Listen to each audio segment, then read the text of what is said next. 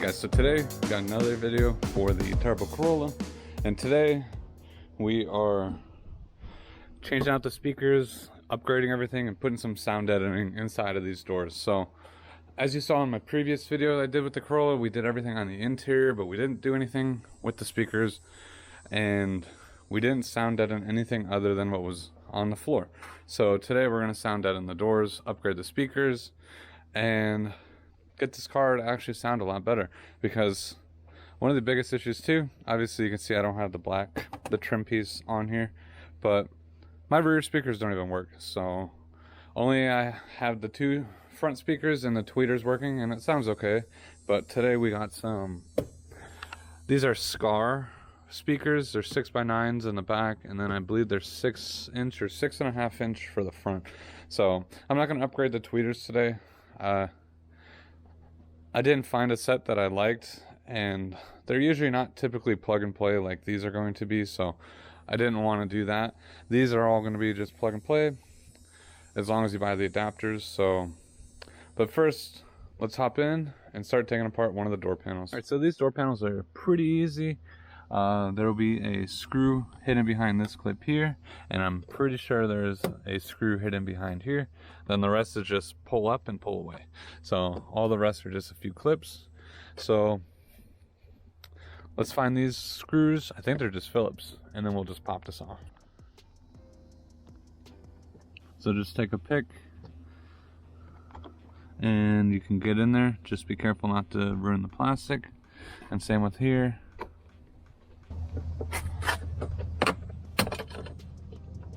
And then this will pop right out. I'd say start from the bottom.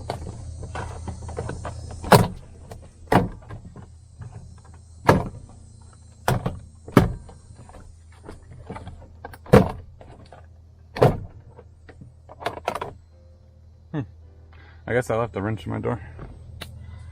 So now your door panel is still going to be connected, as well as some electrical.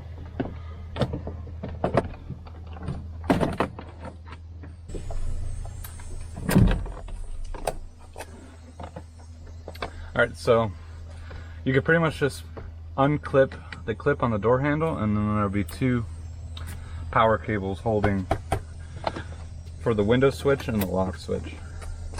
Alright, so obviously speakers right here. We're just going to want to disconnect this. Alright, so if you have the factory speakers, they are going to be riveted in, so you're going to need to drill them out. So once the head comes out, it should be loose enough to try to pull this out.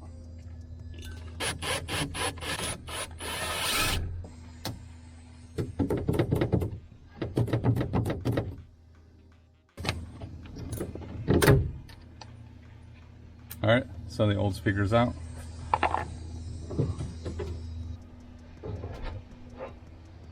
Alright, if you drop anything, make sure you grab it, because otherwise that's just a rattling waiting to happen. And just want to make sure it's going to fit, which it does, but it looks like we're going to have to probably put some brackets on it or something. If I can, I would like to try to reuse this, but you could just see by how small the little magnet is on the stock one versus how big the magnet is on the new one. These should be a much louder, better sounding speaker.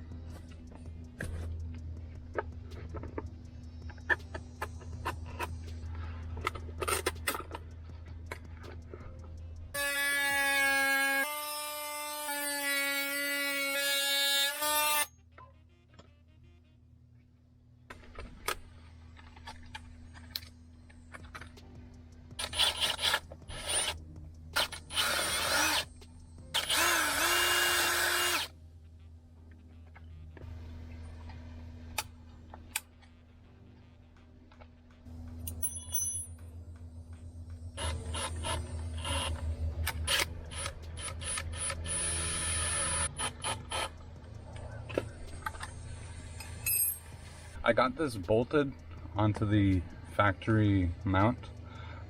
I just used some random hardware that I had laying around with a bolt and a nut. I'm hoping that this will be fine.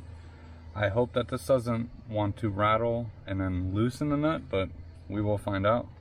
I might loosen these and put a dab of Loctite just to make sure they don't come loose. But that's how I did it. I just did 3 screws. And hopefully this will do it really good. One thing I do want to mention too is if you guys mount this anywhere, even say you mount it straight to the door frame, make sure that there's some type of foam or anything between that, because otherwise you'll get a rattle. I learned that from my last Corolla that I did the speakers on, because I thought it was secured good enough, but then I guess there's just a little bit of gap and then it will just rattle. So make sure everything is foamed up good. A lot of times the speakers will come with a little bit of foam tape or whatever, and then just wrap it around here or something like that. So as you can see too, the factory one has some foam that goes between the plastic and the metal. So now the factory speaker fits up good. One other thing too, I'll be putting links down below if you guys are interested. They do make a plug and play harness, so that way you can plug this into here, and then I'm going to feed this through and then plug it into the back of the speaker.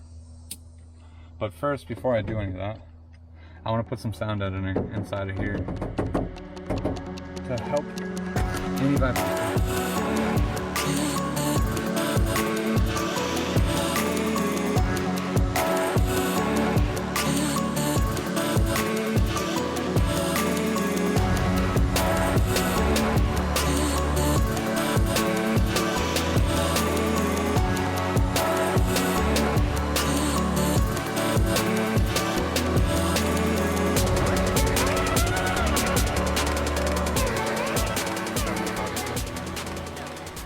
Alright, so I got this all dynamatted or kill matted as much as I could.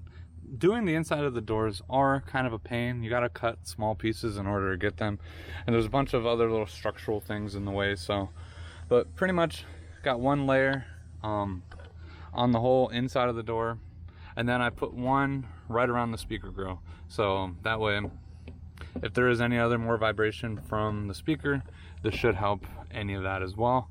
And then like I said, pretty much used the same mount, but instead of using the same holes, I just rotated it just a little bit, and I used some self-tapping screws. That way it'd be easier to actually do. So because the holes that were in there were too big for these self-tappers, so they wouldn't even grab onto it. But all in all, everything is good. And one other thing I forgot to mention too was I bought these as well. The ring that goes on the outside is right here to help dampen anything, and then this is behind the door. I don't know if you can see it or not, but it's like right behind the speaker to also help absorb any other sound. So with that being said, now we can slap on the plastic piece and put the door panel back on. So relatively easy process if you have the hardware you need. I'll be putting the links down below for the self-tapping screws, the screws and the nuts, the foam piece, dynamat, everything you need to do this yourself, so that way it makes it as smooth as possible, as well as the plug and play harness. So the plug and play harness is right in there. The tape is pretty much holding it in place, so it's not going to go anywhere, and it's just plugged and played, so you don't have to, you can unplug this if you need to, and then replace the speaker or whatever if you need to. So, but with all that being said, let's hop on to the other door and get that one done. I did also test these and make sure it's working, and it does work, and it actually sounds pretty good. So I was a little skeptical because these aren't the highest end speakers, but they're also not the lowest end speakers either. So they actually are pretty good for what I hear. From compared to that side to this side, there's a little bit more bass and a little bit more highs with the little tweeter inside. So let's plug everything back up and then move on to the other side.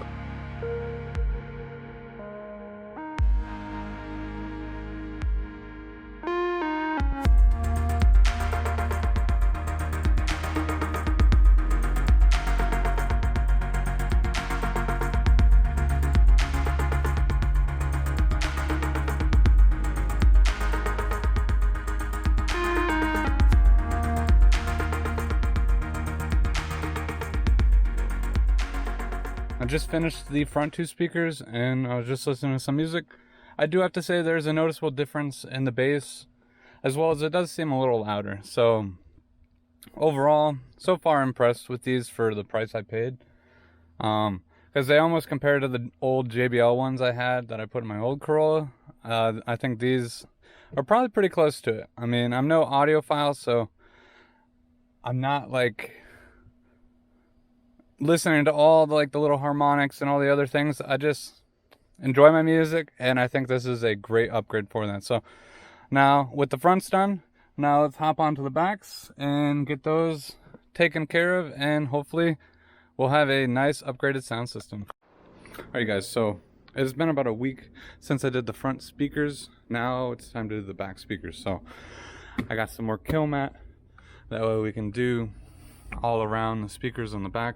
As you see, I already have this off. I popped this off in a previous video where I was doing all the kill mat and everything underneath the floor. So if you guys are interested in that, I'll put a link down below for that video. But today we're gonna finish the speakers, so we pretty much just gotta unbolt these, unplug them. I do not have plug and play adapters for these speakers, so I could not find them. I could be wrong, but I could not find them. They're not the same as the front. So, but I do have these brackets. Hopefully these are what I need. These brackets should mimic the brackets on there, and then I could just screw the new 6x9 speakers straight into these. So we'll find out, but let's hop into the back seat and see how easy these are to take out. I hate that everything is from the top. I wish I would have just screwed everything in from the bottom. It would have made it so much easier to get in here, because we just got to pretty much just take off those 4 screws, unplug, and this will come right out. Also too, I definitely have to say this interior on this car is coming together really nice. Let me know down below what you think about the red seat belts and the nice black leather seats. But let's hop back in here. All right, this should be a nice easy 10mm. And fun fact, I didn't know these speakers didn't work until I had this car for probably about 4 or 5 months, and then I realized the back speakers don't actually work. I just thought it was that crappy of a sound system. Alright, so I got these unplugged. Let's finish taking these off.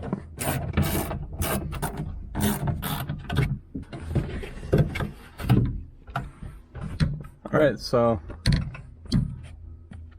I'm not sure how to tell a speaker's actually blown, but this is ripped, so that's one thing to know.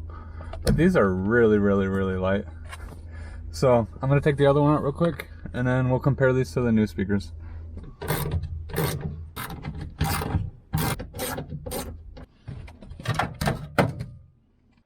Alright, so let's take a look. I got some Scar Audio TX69. So, and these sound, for the price, really good. And I know too, if you don't have the best audio setup, then there's no reason to spend more money than you need to. So here's the speaker. This thing weighs, one speaker probably weighs even less than both of these speakers. So, and this has the 6x9 speaker as well as a little tweeter on the inside, and this is just like literally falling apart. So yeah, much better. So here's the brackets. Looks like it comes with 4 pre-drilled holes that will line up with the 6x9 generic speaker pattern. And then this pattern is a nice perfect pattern to what's on the collar already. So if you guys watched one of my old videos, I did put new speakers on my last Corolla, and I did not know these existed, and I believe there were some people who commented on it that said, hey, take a look at these speaker grills or whatever, there's something custom that makes them. And they're here, and they were cheap. I think they're like 15 bucks for 2 of them. So what we're going to want to do now is, well, first we got to cut the wire here, because we got to splice this into our new speaker. I don't know if I want to do the solder technique that they did or try to find some butt connectors that fit onto there. I'll think about that, but for now, I'm just gonna cut this wire as long as possible and use pretty much all this wire so that way I can still use the factory plug. I just don't have anything to plug in straight to the speaker. And I'm not sure, I noticed this on my front speakers too. This comes with like I open this up and it's literally just like a sticky tape. I don't know what that's for. Let me know down below. It's like a rubber sealant or something like that. If I should be putting this somewhere, let me know. I got my harnesses pretty much prepped, cleaned off. I got them stripped, ready to go. And I was looking, I can't find any butt connectors that I have that'll fit these, so I'm just gonna solder these on. So shouldn't be a big deal, just take me a little bit more time. So I'm gonna do that real quick and then we can test these to make sure they actually work. One of these all soldered up. If you are doing this, when you do heat this terminal up, I noticed I was starting to melt the solder on the actual terminal on the bottom, so just be cautious of where you're putting that, but these feel pretty good. I don't think they're going to go anywhere. So they have a really good connection. So I'm just going to plug this in real quick just to make sure everything's working, because I don't know if the back speakers were just blown or if there's actually another issue that I'm not aware about. Alright, so I just plugged this in and it is working, so that is a plus. The one speakers were just blown. So it does definitely sound pretty good, but there is some rattle, but that was just because it was sitting in there. So I got one down. I'm going to solder the other one real quick, and then we can work on sound deadening all of this stuff first before we slap on the speakers. Alright, so I was going to do the sound deadening before I put the speakers in, but then I realized there's a lot of holes that I have to watch out for, and I'd rather get most of everything in place prior to that. So I'll probably I have foam tape and stuff. So I'll show you what I did on this one. So I have this mounted on here to the bracket. I used some self-tapping screws. They're probably about like a 1/2 inch long or whatever. And since they have pre-drilled holes in this plastic mounting bracket, it was very easy to bolt up. But underneath there, I put some foam tape that I have here. So I put some foam tape under there. And then on the opposite side, I'm putting some foam tape. The screws don't really protrude, but they possibly could, causing a rattle on the metal. So I put some foam tape over that, as well as I cut out a little notch for the wire to sit in when we go to put the speaker in. So actually, the more I actually look at this, there was actually a slot already in the sheet metal, so you don't actually need to cut a slot out in there. But I originally, the wire was coming out here, which I still might do it because it's not going to rattle nearly as much. But now pretty much I'm just going to bolt this to there, and I'm going to do the other side and then just sound deaden around everything. I think it's going to be the easiest way to do it.